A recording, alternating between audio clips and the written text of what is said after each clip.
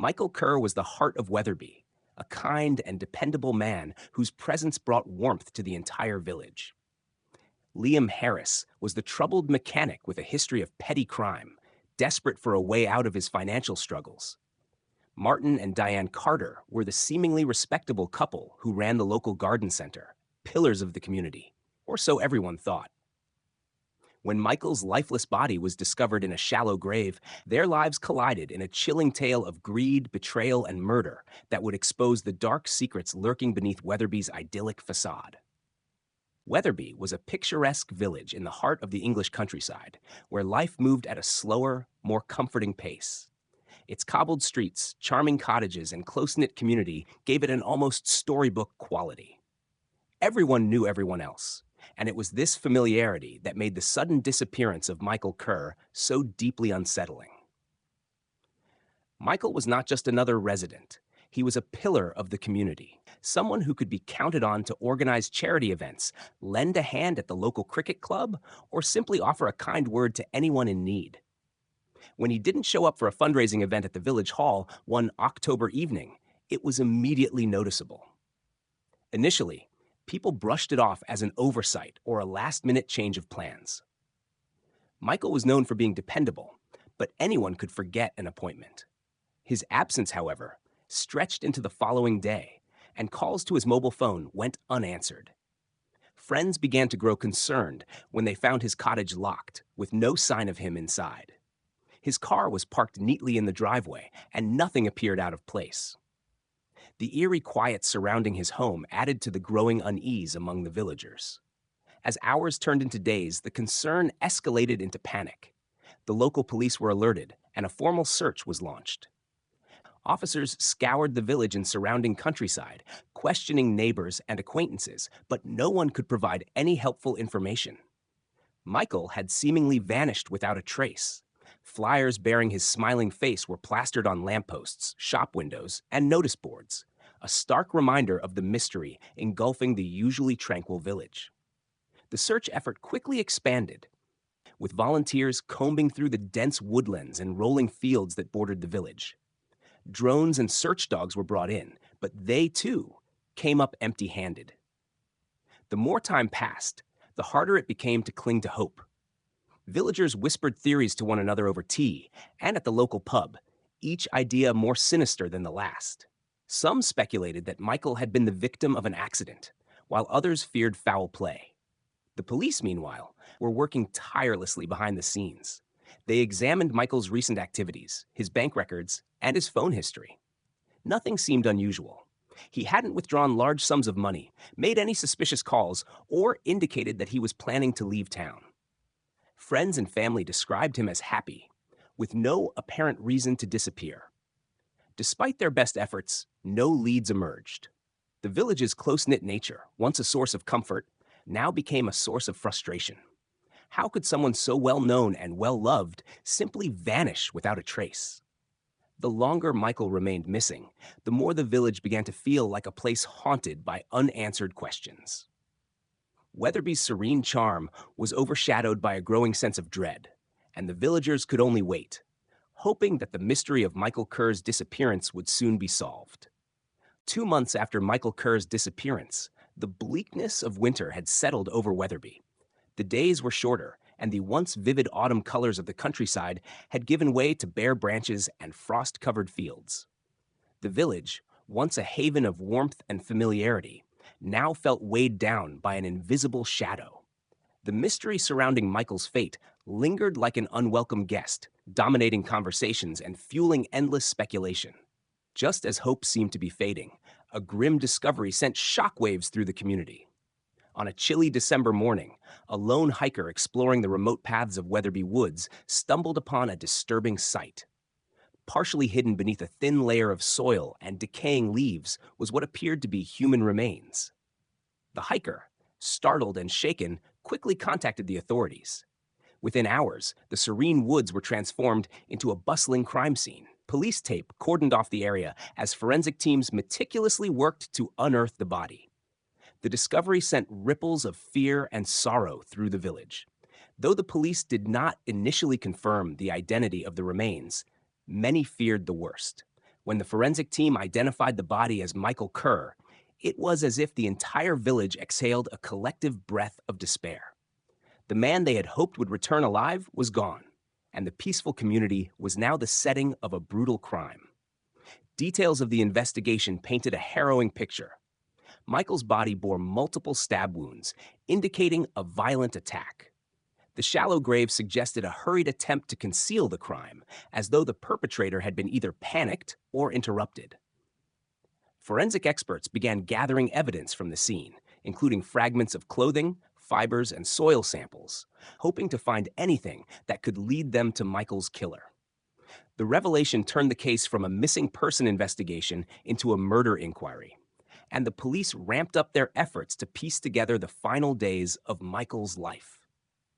One of the first breakthroughs came from Michael's phone records, which revealed a series of late-night calls in the days leading up to his disappearance. The number was unregistered, adding an air of mystery to the case. In addition to the phone records, CCTV footage from the village's main street provided a chilling clue.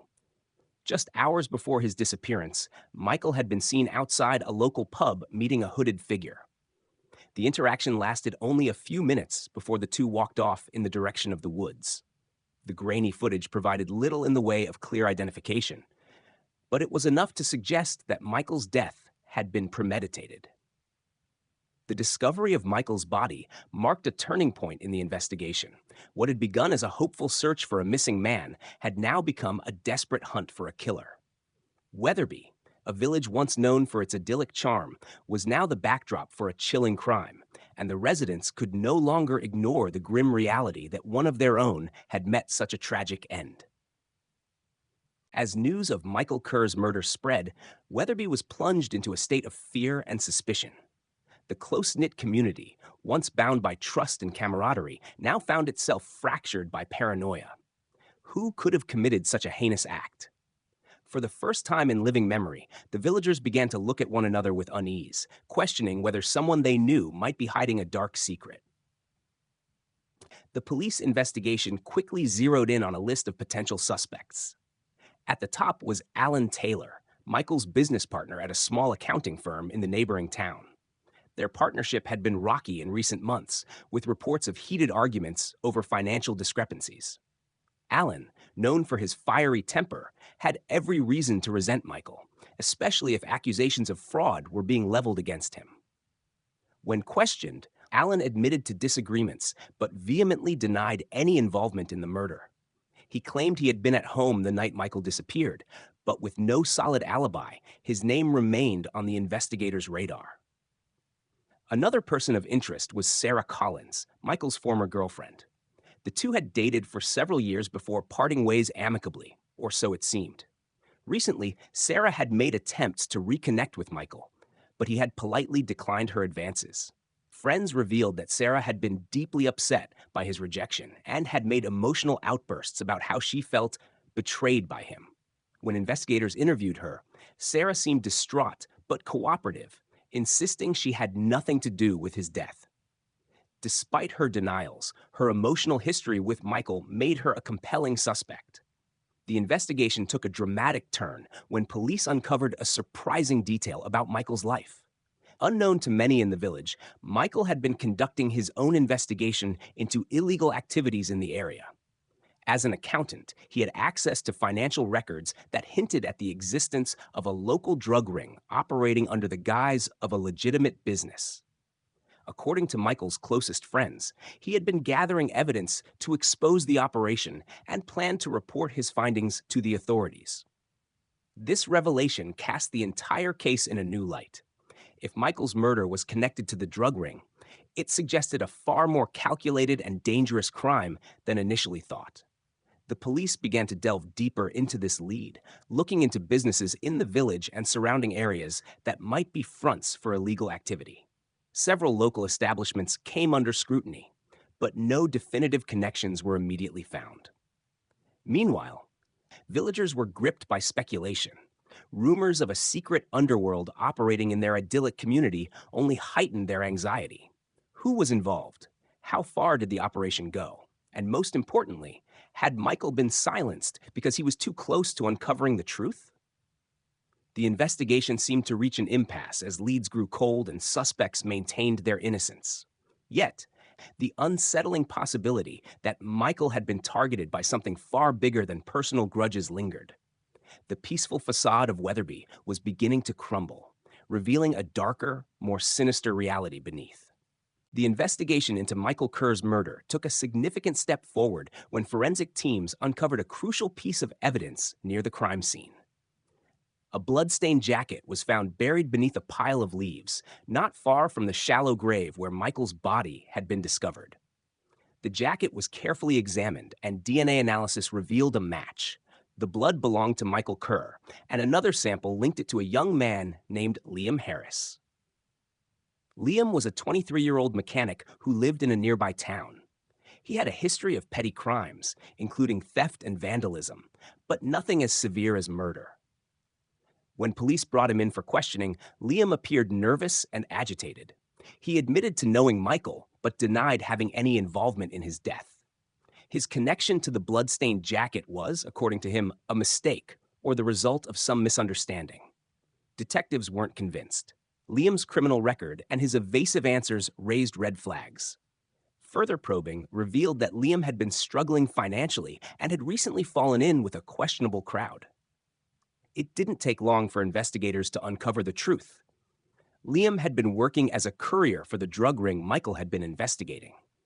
His role was to transport packages between locations, turning a blind eye to the illicit contents in exchange for cash.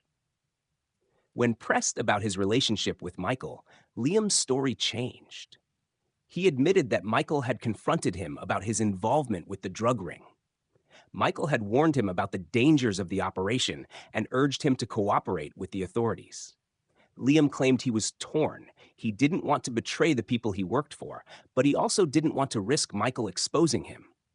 Liam's confession added a new layer of complexity to the case. He admitted that, days before Michael's disappearance, he had shared details of their confrontation with his employers.